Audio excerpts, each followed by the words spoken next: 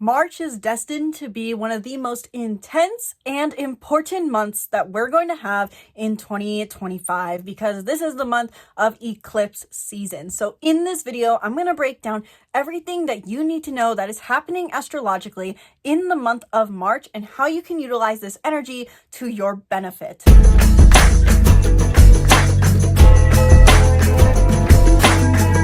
Hello and welcome back to the channel. I'm Isabel, your spiritual rebel friend, and today we are talking about the complete astrological overview for March of 2025 because this is quite possibly one of the most important months of 2025. And I don't just say that for clickbait. I say it because we are going to have two eclipses in March of 2025 that are basically opening what is called the eclipse portal, and we can already feel this energy. And alongside already having eclipses, we're going to have a lot of transits happening. So in this video specifically, I'm going to cover the major themes in March of 2025, an astrology overview for March 1st through 8th, an astrology overview for the week of March 9th through 15th, as well as from the 16th to the 22nd, and then the 23rd to the 31st. And finally, I'll cover signs most affected in March. So you'll get a weekly overview of how each week is looking astrologically in March and how it's going to affect you and the signs that are going to be most affected in this month ahead, because some placements are going to feel this energy more than others. Now, before I dive into the astrology of March, one, please note, as I've gotten complaints about how chaotic my background is in the back, I'm staying with family friends and their daughter's been kind enough to lend me her room. So if this is too distracting for you to observe and watch, be sure to just turn your phone over and listen on. Secondly, if you want to learn more on how you are specifically going to be affected in March of 2025, this eclipse season, book a reading down below where in 1 hour we can dive deep into any and everything about transits and your chart and how you are going to be affected this eclipse season and how you can use it to your benefit. Also, you can subscribe and turn on post notifications because I am promising you that I am going to be publishing horoscopes for eclipse season for each zodiac sign. Publishing all 12 zodiac sign horoscopes has been something I've not been good about, but it is my goal to get up a horoscope for all 12 signs. So subscribe, turn on post notifications, and stay tuned for your horoscope for eclipse season of 2025, specifically in March of 2025. So first and foremost, what are the overall themes for March of 2025, and why is this such a big month for us? I'm going to make this very, very brief and very, very simple because I believe it can be. We have two eclipses happening in March on the 14th and the 29th, and I'll cover more on this later, but they're happening in Virgo and in Aries. And this is why this month is so big astrologically, because eclipses are already key mile markers or chapters in our hero's journey. They represent key culmination points or new beginnings that are part of our destined life path. And so with there being an eclipse happening in Virgo and in Aries, this not only gives us the first taste of what kind of changes we're going to be initiating over the next 18 months, but we're also wrapping up a previous 18-month cycle that we've been trying to work towards for the last 2 years. We have had until January of 11th of 2025, the North Node was in Aries for the previous 18-month period. So July of 2023 till January of 2025. And this meant we were growing into Aries themes in a certain area of life, learning to be bold, brave, initiative, maybe even more assertive and independent in a certain area of life. And every April of 2023 and 2024, we have tried to initiate a change that is in alignment with our independence, authenticity, and the desire to be more bold. But maybe we haven't quite finished that story, or even when the North Node left this sign in January of 2025, we felt like this story hasn't quite wrapped itself up. And that is because we are experiencing the final eclipse in Aries on March 29th of 2025. And this is a huge culmination point. I cannot stress this enough, and I'm going to talk about this more later. But overall, because these two eclipse seasons and a lot of planets entering and exiting Aries, really the main major themes for March of 2025 is incorporating our independence into our life once and for all, initiating change, being bold, owning our authentic self, and also releasing the critic that no longer serves us. We're realizing that something needs to be let go of in our idea of practicality, perfectionism, or even simply put, selflessness. And now's the time we're starting to feel that we need to release that. overall, there's this energy in the air that we know something's got to give, something needs to change, and as we go closer and closer to the eclipse happening on the 14th and the 29th, we get clearer and clearer on what exactly it is we need to do. So that's the overall broad theme. We're moving towards assertion, releasing criticism, and more on this in detail later when I get to the dates of these eclipses. But let's now go week by week on what is going to be happening in March as a general overview, and this will apply to all signs. And again, if you want to get your specific horoscope on how these weeks are going to play out for you, either book a reading or stay tuned for my further horoscopes for each zodiac sign. Start off March of 2025 already with some Aries energy taking a strong stance, which is Venus is going to go retrograde in Aries at 10 degrees specifically of Aries. And the degree is important to know if you use the Placidus system like me and you want to know what house this is specifically affecting. Venus is the planet of love and values, and with it going retrograde, we may be realizing, recognizing, reflecting on the values of independence. And this adds to the eclipse season vibes because we're going to have an eclipse in this sign. Venus retrograde plays a very big role. It taints the month with a theme of reflecting on our independence and maybe backtracking on some of our assertion.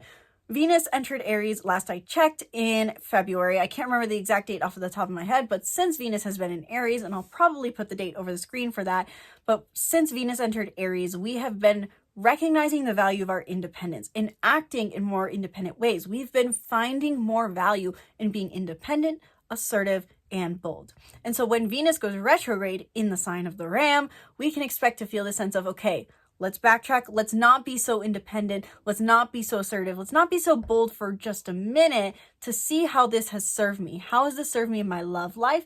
And how has it served me in my life in general? This will be especially applicable, the love life side of things, if you are a Libra, or I believe, if I'm remembering correctly, a Sagittarius. Then on March 2nd, we have Mercury in Pisces conjunct Neptune in Pisces, and we have the Sun in Pisces squared Jupiter in Gemini. So just to talk about the section of the Sun or Mercury in Pisces being conjunct Neptune in Pisces, we may feel that starting off March, we may have some high idealism about how we communicate ourselves, is the simple way to put it. I'm going to actually just leave that interpretation at that because there is a lot of transits happening and I don't want to take too much time to talk about more so minor ones.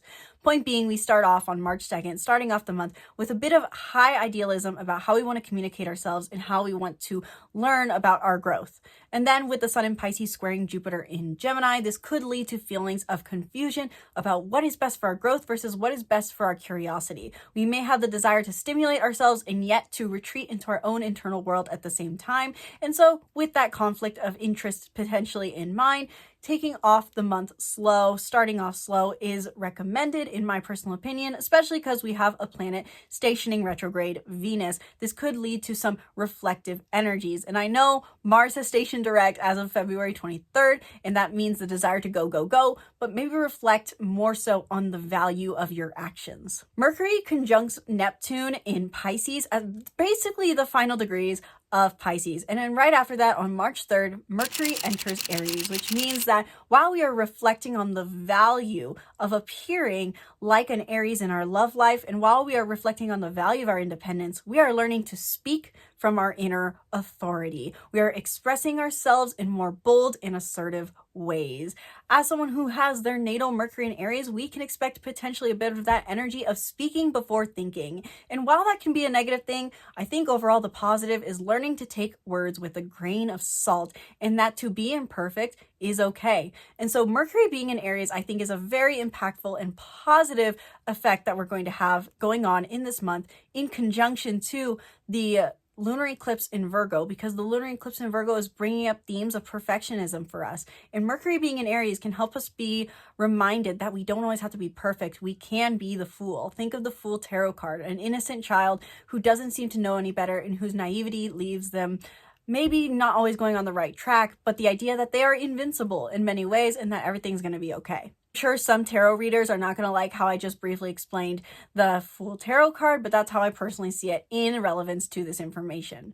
Then on March 5th, we will have Mercury in Aries form a sextile to Pluto in Aquarius. Pluto in Aquarius, I believe, does come into play quite a few times throughout this month. And with that in mind, this means that we're taking a level of innovation forward into this month. In January and in February of 2025, we had a lot happening with Pluto in Aquarius and Mercury in Aquarius, and this has meant that we have been focused more on innovating for the sake of individuality and finding our individuality for the sake of humanitarian innovation. We have been doing more to grow. And so with this Pluto sextile in Aquarius, or better said, Mercury in Aquarius, or Mercury in Aries, with Mercury in Aries forming a sextile to Pluto in Aquarius, this means that we could be speaking then thinking, but this is in alignment with our personal transformation. Maybe we need to assert ourselves. Maybe we need to be more cut and dry rather than beating around the bush. So we start off the month with some reflection and learning to speak with more assertion. And then we kick it into higher gear as we get into the second week of March 9th through the 15th, where we can really start to feel the shadow period of eclipse season and of specifically the lunar eclipse in Virgo, which I'll get to in a minute. But starting off the week on March 11th, we have Mercury in Aries conjunct Venus retrograde in Aries, which means that while we are reflecting on the value of being independent and assertive, potentially in our love life, we may also be communicating something in this area of life. We may be communicating a romantic need. We may be communicating a value of ours. Then on March 12th, the Sun in Pisces will conjunct Saturn in Pisces. And what that simply means is that we may be taking extra personal responsibility for what we know our growth is. The Sun is in the same sign as the North Node alongside Saturn. And so with these all together, this adds a level of determination and strength and vitality to stay in alignment with what we know to some degree our growth is. And then for the main event, I cannot stress this enough, March 14th. If you pay attention to anything in the stars during this time, I'd recommend that you pay attention the most to eclipse season, these two eclipses. On March 14th, we will have a full moon lunar eclipse in the sign of Virgo at specifically 23 degrees of Virgo. And at the same time, we have the Sun in Pisces forming a sextile to Uranus in Taurus. And more on that in a minute, since this came into play with the full moon in Leo that we had in February, I believe on the 12th specifically. But for the full moon lunar eclipse in Virgo, you want to look at whatever house Virgo is for your sun and your rising sign, in my personal recommendation. But regardless, for us all, this eclipse in Virgo means we're finally reaching our first culmination point in what it is we realize we need to release in relevance to our perfectionism, our critic, our inner critic, our critic towards others, our materialistic outlooks, and our overly practical nature. Virgo is the sixth sign of the zodiac wheel, and it represents this immersiveness in reality that is focused upon providing service and being more grounded. Taurus, as the first earth sign, finds that just to ground in the senses is enough, whereas Virgo finds as the second earth sign that it needs more structure. And so with there being a full moon lunar eclipse in the sign of Virgo on the 14th of March, this is us realizing, releasing, culminating, reaping reward potentially too, in matters related to what kind of schedules we put into place for ourselves, what kind of routines, what kind of habits, what kind of material structures we need to release that no longer serve us, and how we can experience a fulfillment in the schedules, in the material habits that do serve us. This is a full moon, and full moons are usually about reaping reward. But because the South Node is here, this does put, I think, an emphasis on the releasing and letting go of what no longer serves. In example, for last eclipse season, we had a full moon lunar eclipse in Libra, and we were releasing patterns and realizing patterns around the need for approval that no longer serve us. So in my personal interpretation, while we can very well maybe reaping reward during this lunar eclipse in Virgo, I think the main theme is bringing a flashlight, kind of like the one I have in this corner here, lighting up and making us realize the critical, materialistic, perfectionist, or overly selfless patterns that we need to let go of. This can be like aha moments where we realize, oh my gosh, I can't believe I'm still doing blank. This isn't serving me. This isn't serving anyone else. This is time to let go of this. Whether we actually fully let it go, that's hard to say, but at the very least, the clarity is the much needed reward that we're looking for. So really, the lunar eclipse in Virgo is the big main event, and horoscopes will be coming soon for your sign on that. So turn on post notifications and stay tuned for those. But with the sun in Pisces forming a sextile to Uranus and Taurus, this also adds a theme of maybe something unexpected coming up, because a full moon is a sun-moon opposition. And because the sun forms a sextile to Uranus and Taurus, there may be something unexpected coming up in our Taurus themes in our life, in our security, in our stability, that could be working hand in hand with this full moon. Because if the sun is forming a sextile to Uranus, we roughly have a trine happening, even if it's not exact, between the moon and Uranus. And so something unexpected that requires you to think differently could be coming up. And it could be somewhat related to themes that came up with the full moon in Leo that we had on February 12th, where Uranus was involved once again. That's also, and again, my personal interpretation of how I see this playing out. Again, more information on that for eclipse season horoscopes. And then on March 15th, we have Mercury begin its retrograde in Aries at 9 degrees of Aries, which is roughly the same degree that Venus went retrograde. So there's this theme of 9 degrees that keeps coming up. And actually a client of mine told me that, and she's probably watching this video. So thank you for letting me in on that information, because I don't know if I would have noticed unless you said so. But there is a big theme of 9 and 10 degrees that is coming up. And it really does show us in numerology terms. 9 is the final number. It is the completion. It is the fulfillment. It is the reward, the reaping, the result. And so with Mercury also stationing retrograde at 9 degrees of Aries, which is the same degree in which the solar eclipse in Aries will be, there's this theme potentially coming up of realizing a fruition, a completion, a culmination in how we need to assert ourselves. So I would say that we can expect that right before Mercury stations retrograde on the 15th of March, that we are expressing something that we need to, expressing something once and for all. And that is partly too because we have so many transits happening with Mercury and Aries involved. We're having conjunctions, sextiles, all of that. And so with Mercury stationing retrograde though, on the 15th in Aries at 9 degrees, we can expect to be reflecting on the communication we've done, revisiting old conversations around our assertion, having to have potentially hard talks or clear up any communication or statements that have been made. So roughly the second week of March is going to be very, very intense, really kicking eclipse energy into high gear. And then we get into the third week of March from roughly, I have it on my note, March 16th through the 22nd. We don't have anything really happening on the 16th. The beginning of that week is really just about settling into what is happening with the full moon in Virgo. That'll still be active and very present above all else. On the 19th, we'll have Juno station retrograde in 1 degree of Sagittarius. Juno represents committed partnership, committed love. And I think this is especially important for those who have Sagittarius and Scorpio placements in their chart. If Sagittarius or Scorpio is your 7th house or 5th house, your love life is really feeling this energy. But for us all, there's this idea of committed partnerships.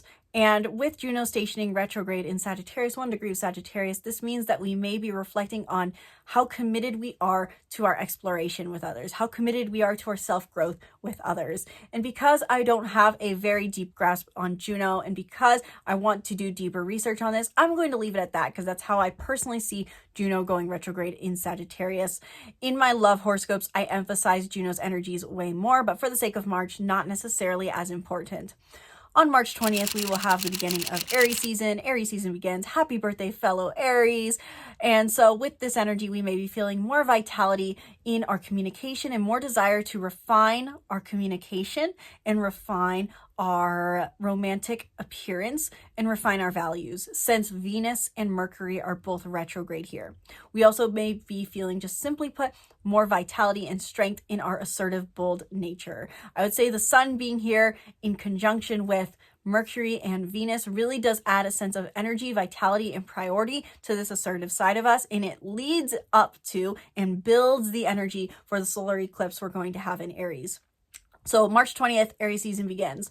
March 21st, Vesta stations retrograde in Scorpio, and Venus in Aries forms a sextile to Pluto in Aquarius. So with Vesta stationing retrograde in Scorpio at 18 degrees of Scorpio, the only thing I want to add on this is, as of filming this video on February 22nd, we had a grand water trine involving Vesta in Scorpio, where we really had this emotional understanding and realization around what it is we need to remain devoted to for our well-being and for our whole heart. Again, watch my video on that if you haven't already, where I covered how Vesta and Scorpio plays out in this grand water trine. The reason I'm only bringing up Vesta going retrograde in Scorpio right now is because of the fact that we had this grand water trine. So maybe we're reassessing what we're being devoted to and how that serves a deeper sense of connection to our life and fulfillment. So that's all I'm adding on that. And then Venus in Aries is forming a sextile to Pluto in Aquarius, just as we had similar energy in the first week of March with Mercury in Aries sextiling Pluto in Aquarius. Now Venus retrograde takes its turn. And what that means is we are reassessing and reflecting on our values and how we appear in our love life, all that spiel. And this is working in alignment with the deep transformation work we need to do in relevance to our individuality, our place in the world, and our purpose, very likely. So there's something that we've been trying to innovate with ourselves, and now the reflection work we're doing on our level of independence in our relationships and our value for independence is coming into play with this and working well. And then on March 22nd, the Sun in Aries is going to conjunct Venus in Aries, which means that we may have during that week, as we lead up to the 22nd of March, we're feeling a priority to really work on our value for independence and our value for assertion. In my interpretation, this could be revisiting conversations about independence, since Mercury is also retrograde here. Retrograde.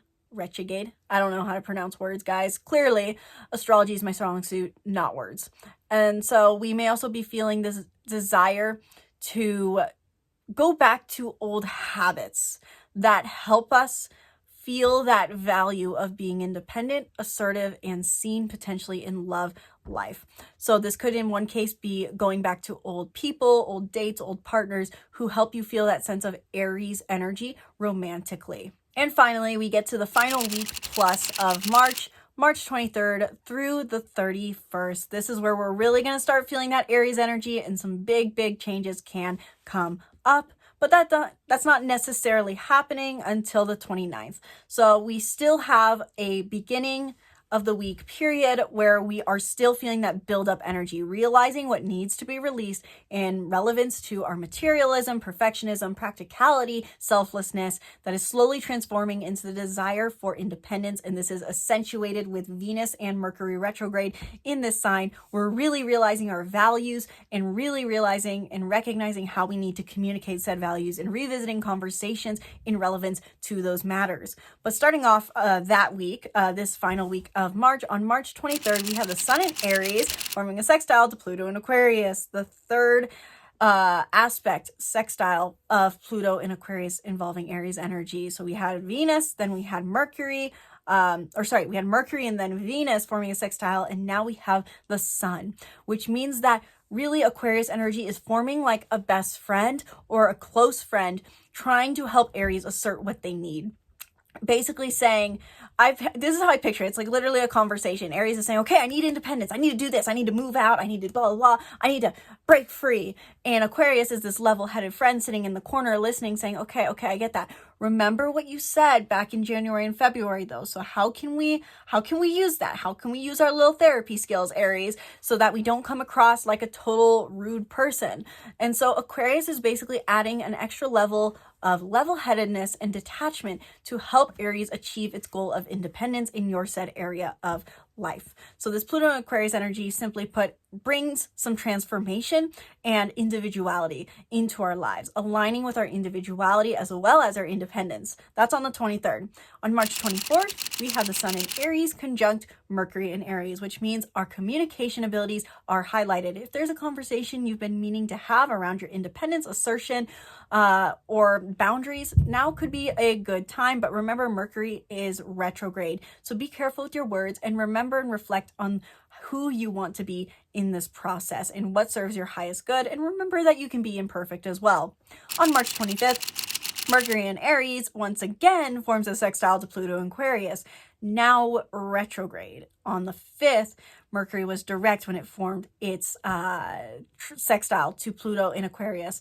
And so now with Mercury being retrograde forming the same aspect, it's likely that a conversation you had at the beginning of the month is coming back for further transformation, further depth, and to work through deep wounds. This is a very positive effect and event for our self-development, personal development, and our sense of individuality and independence.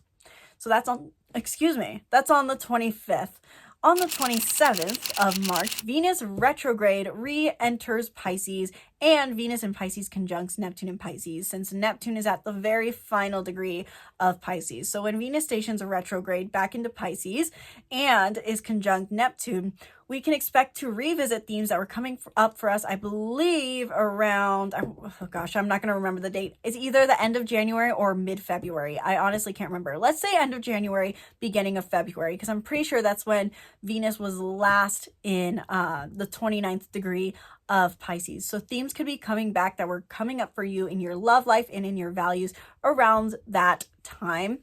Looking roughly at that time frame will help and reflect on what was going on in your value system during that time. Were you valuing harmony more? Were you valuing compassion, empathy, understanding, consideration, spirituality? Were you valuing your spiritual practice more potentially? And so there can also be some high idealism taking place. This could be a moment of, see, this is why I need more harmony in my life. This is the ideal version of embracing this. With Venus also retrograde entering Pisces, the same sign as the North Node and conjunct Neptune, we may be reflecting on and realizing and standing firmly, more strongly in our values associated with our growth. Please ignore the dogs barking. I don't even know if you can hear them in this video. Venus retrograde entering Pisces with Neptune and conjunct the North Node, not literally, but in the same sign, means that we could be asserting and realizing, recognizing, and idealizing the values in association with our Pisces themes going on in our life. Going, this is what I need to grow into. I'm going to stand by this. I'm going to figure out how to do it. I might not be taking action yet, but I'm going to figure out how I do it. So that's on the 27th. And then, drum roll please, if you're going to remember anything, once again, if you're going to pay attention to any transits, just pay attention to the two eclipses that are happening, one on the 14th and one that is going to be on the 29th of March, finishing up the month nice and heavy, nice and strong in our independence. We have a solar eclipse happening in 9 degrees of Aries, once again bringing back that numerology 9, a completion truly of a cycle. Look back to April of 23 and 24 to find out what exactly you're trying to initiate in your independence in the end. What is at the core of your desire for independence? What is it truly trying to serve? You can now finally be understanding what this serves and initiating your final hurrah here, saying, this is the independence I need. This is how I need to be assertive. This is how I need to be free. This is how I need to be authentic. This is how I need to be boldly, bravely me. I also have a video talking about what it meant for the North Node to be in Aries. I'd recommend looking at that if you want more clarity on how this could be playing out for you, because in the end, this solar eclipse, while the North Node is no longer here, is meant to wrap up that cycle in my personal interpretation. On the same day of the solar eclipse in Aries at 9 degrees of Aries on March 29th, same day we have Mercury retrograde re-enter Pisces. So right as we are having this solar eclipse peak and we've been feeling this need, I need to speak my truth, I need to be bold in my words, we actually have Mercury entering Pisces, which brings us the compassionate approach that we need to assert the independence we desire. Aries and Pisces are said to be very different, but they really do work together in this cause to do no harm, take no. I can't curse on this channel. I try not to. If you know the phrase I'm talking about, let me know. Do no harm and you don't take things that you don't want to. Point being that we learn how to speak ourselves assertively with compassion, though. And basically, whereas Pisces can be sometimes a little too compassionate and get pushed around, Aries gives us that backbone that we need. So this is a beautiful combination. Mercury retrograding in Pisces, you can look back to when Mercury was last direct in Pisces to know what conversations may be coming up for you.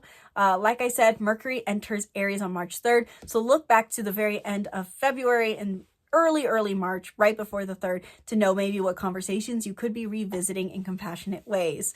And on March 29th, Mercury in Pisces retrograde is conjunct Neptune in Pisces. So you're speaking from a place of idealism. You're speaking from your higher values. I think it's important to note, or helpful, insightful, nice to contemplate with Neptune being involved in this, is that Neptune is said to be the higher octave of Venus. And Venus has been a theme throughout this entire month.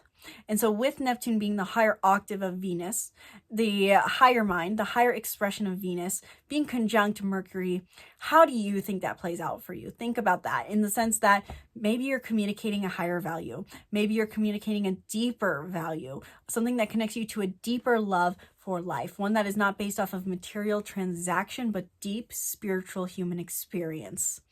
And then to wrap up the month, after having very strong initiations of change in the Aries area of our life, we have Neptune entering Aries, which brings idealism to what it is we are going to implement into our lives going forward. So likely on the 29th or around then, you are initiating a bold, new, independent, free change, alignment with your authenticity and wholehearted self. And when Neptune then follows into that same sign, you can expect to implement more idealism here. And later in the month or later in the year, when we have Saturn enter this same sign of Aries, you can expect to be adding more discipline and resilience to stay true to this word. So that is overall the themes that are happening with March 2025 astrology. Eclipse season, again, is very important to know. Now, the last thing I want to cover with that is what are the signs that are going to be most affected by this energy. Overall, I would say first and foremost, without a doubt, the sign that is going to be feeling this energy the most, which is so exciting, guys, is capital A, Aries. Aries, you guys are going to be feeling this energy strongly. Aries sun, moon, and rising, potentially even Aries Venus, because Venus is retrograde here, or Aries Mercury. Any strong Aries placements, Aries North Node too. You guys are going to be very strongly in the spotlight here, reflecting on yourself, making big changes that you've tried to initiate since April of 2023. And so this is really something that could be intense, but really positive to look forward to. Aries, you're feeling this energy. And since we are talking about this cardinal axis to some degree, I will say Libra, you will feel this energy especially as well, just especially the week of the 29th, the final week of eclipse season, the final week of March.